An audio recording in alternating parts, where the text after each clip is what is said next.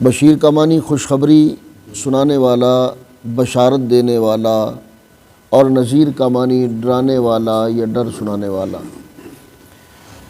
تو نبی کریم علیہ الصلاۃ والسلام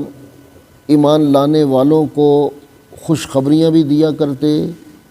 اور ایمان نہ لانے والوں کو اللہ تعالیٰ کے عذاب سے ڈرایا بھی کرتے، اللہ تعالیٰ کا عذاب بھی سنایا کرتے، اس لیے کہ راہ ہدایت پر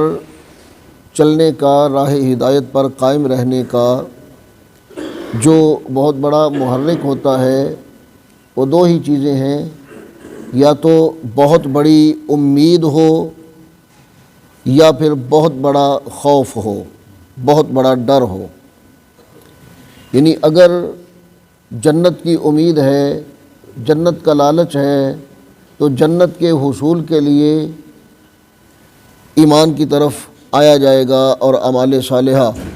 کیے جائیں گے، نیک کام کیے جائیں گے تاکہ جنت حاصل ہو سکے، جنت مل سکے۔ یہ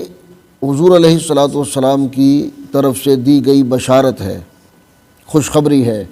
کہ جو ایمان لائے گا، جو نیک اعمال کرے گا، جو اللہ ذوالجلال کے احکام مانے گا، حضور علیہ الصلاۃ والسلام کی اطاعت و اتباع کرے گا، اسے اللہ ذوالجلال جنت عطا فرمائے گا۔ یہ بشارت بھی ہے اور امید بھی ہے اور ایک لالچ بھی دیا جا رہا ہے، چونکہ انسان فطری طور پہ لالچی ہے، تو اسے بتایا جا رہا ہے کہ اگر تو یہ کام کرے گا تو تجھے